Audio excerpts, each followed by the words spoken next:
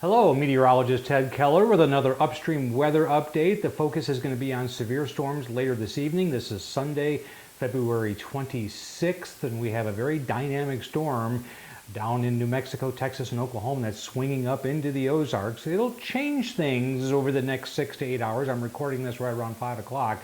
So just be aware of that. And also some of the highlights I think you should take away from this severe weather possibility is, one, it is a very fast moving system. We're talking about the thunderstorms moving probably 60 miles per hour. So if that enters southwest Missouri and you're in Springfield, you have less than an hour to react to that. The second thing is, just because it's a fast moving system and there are thunderstorms in it, I think that in and of itself will lead to the potential for pretty strong wind gusts. If it goes over 60, it's considered severe. And I think that's a definite possibility. And the third thing is, there is a brief tornado possibility with this squall line. Just the past history of these types of situations across southwest Missouri has shown that even if the air is a little bit unstable, with such wind dynamics, any little abnormalities in the squall line need to be watched for brief spin-ups. First stop tonight will be to look at this very dynamic system. And this cloud loop here, I'm recording just in time because the sun is setting. You can see the right side of the screen is getting a little dark, so we're just able to catch some of the nuances, some of the features of this, and it's pretty impressive. Really, it's a very dynamic system. It's what has me a little concerned, really, for what's going to happen in the Ozarks. Now, I know a lot of you are probably saying, it's cool outside. This doesn't feel like severe weather territory to me. I'm not really getting that sense. Well, this is such a dynamic system that things, even in the next 6 hours or even 8 hours, are going to change pretty rapidly. So just keep that in mind, that the weather you're currently experiencing isn't always what will be happening in about 6 to 8 hours. Anyway, when taking a look at this cloud motion, I guess the first thing I want to show you is that the clouds have cleared out through portions of Oklahoma here. So the sun was able to come out for the last couple of hours of the day, making the air more unstable. So that's number one point. Number 2 point, the winds coming in behind this dry line are extremely strong. As a matter of fact, if you look closely, this is dust right here that's being kicked up behind the dry line. See that kind of milky white? It just doesn't look as obvious as the clouds. That's just being spread from New Mexico into West Texas right now. And generally speaking, the upper atmosphere, the low and the winds are very strong at the jet stream level coming out of this direction and swinging up like this. So this entire system is just lifting to the northeast very quickly. The moisture, and we'll look at in a minute, that we look at streaming from the Gulf, you can kind of see the streams coming off the Gulf of Mexico here. And this has taken all day, but it's finally gotten just up around and a little bit north of the Red River Valley, the border between Oklahoma and Texas. So that's interesting, and that will continue to move or advect northward toward the Ozarks. It'll get cut off by this feature here. And so it's going to be kind of a race to see how unstable we can keep the air across the Ozarks before the whole thing just shuts down. Here's a look at the Storm Prediction Center's outlook. So a moderate risk for severe weather in February, nothing to really ignore. Oklahoma City is square in the middle of that. Thunderstorms are especially going to be initiating, I think, here probably about 45 minutes after I'm done recording this in this area, and we'll quickly move in this direction. Enhanced area is the next one down, then slide. You'll notice Springfield's right here, and most of the Ozarks is either in a slight or enhanced area of severe thunderstorms.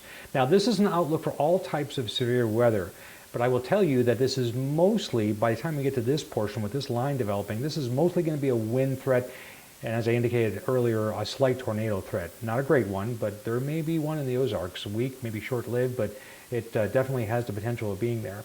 Let's take a look at what's happening on the radar out to the west of us here, and if we do that, I'll just kind of move this along here, and you'll see that there are some thunderstorms beginning to develop out here. This is Oklahoma City in the center of the screen right there, and then some of those thunderstorms out in Texas. Notice the wind gusts. You probably can't read that, but these wind gusts out here, those gray little boxes, are 60, 65 mile per hour wind gusts already, which backs up what I was beginning to tell you. There are some echoes starting to show up south of Oklahoma City, south central Oklahoma. Those and ones that develop behind them are the ones we'll kind of keep an eye on as we start going into the evening hours. So the return of that moisture as we measure it is dew point, and the dew point change as measured by the Oklahoma Mesonet has been pretty impressive, on the order of like 9 to 11 degrees, dew point temperature degrees higher throughout portions of southwest Oklahoma here than they were, and all of Oklahoma has seen some increase in the dew point over the last 3 hours or so. So that's an interesting observation. That just means that moisture is really being pulled into this very dynamic system. There's another product we look at sometimes called the NATOcast. This is just a kind of a comparison product that allows you to look at previous model runs and to see where tornadoes may have occurred. This is down from earlier, even yesterday or even earlier today, but still significant.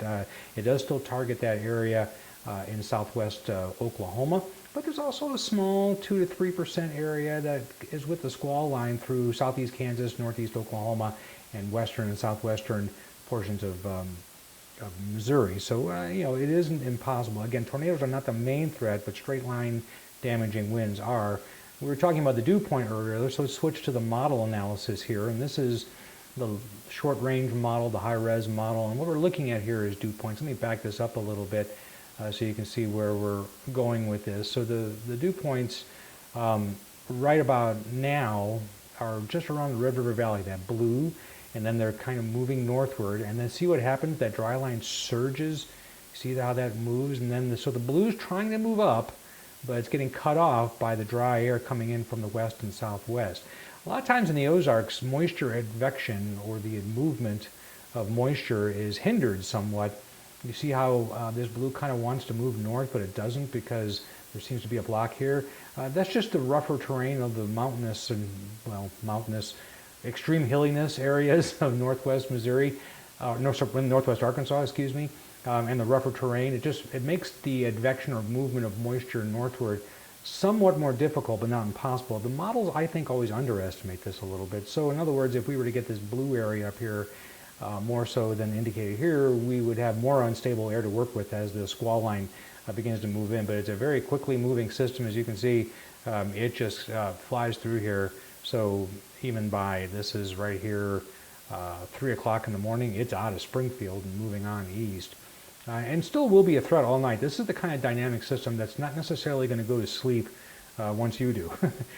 So just kind of watch it very carefully. Now, is it the most unstable system in the world? No, but it is a very dynamic one, meaning the wind field would be supportive of severe thunderstorms, but the actual intensity of the storms is somewhat hindered by the instability of the atmosphere. So that's one important thing to consider. Let's look at one more thing. Let's just kind of look at the simulated reflectivity. Let me back this up a little bit here. So this right here is 10 o'clock. You can see a line of storms congealing across Oklahoma City. And then we go ahead to 11 o'clock. And then this is midnight right here. That line of storms is still running from southeast Kansas down into Oklahoma. Here it is at 1 a.m. It's just entered the Joplin area, give or take a couple of hours here, actually. And then right around 2 o'clock in the morning is now when these models are projecting it into Springfield. The longer it waits, the longer there's time to advect that moisture into the Ozarks. So, if it ends up taking a little bit longer, that just means a little more bad news, I think, in terms of the potential for severe storms. You'll notice in that, the last thing I'll say about that, you see the little areas of red that show up. These are these little areas that I talk about so much with these squall lines. Any of these little bulges or twists in the line are potential weak spin-up tornado points. I wouldn't put a lot of money on exactly where those are going to end up according to the model, but I would put some money on the fact that a couple of them will show up along the line somewhere across western Missouri down into northwest Arkansas. I've seen it time and time again. Well, that wraps it up for this edition. Remember, this is a fast-moving dynamic storm system. Hopefully we can avoid a lot of severe weather. I'll be keeping an eye on it here through the evening hours. Keep an eye to the sky. Watch out for watches and warnings. And also on this channel, YouTube channel, been doing a lot of weather updates lately. That's not going to stop anytime soon. Also got a lot of other interests that I like to post up here, so the video content will start to increase. And if you think of it, just subscribe to the channel. You're not paying for anything. Subscription makes it sound like you're going to be harassed. It's really just YouTube's way of just you telling me that you like the channel and would like to come back in the future. Have a good night.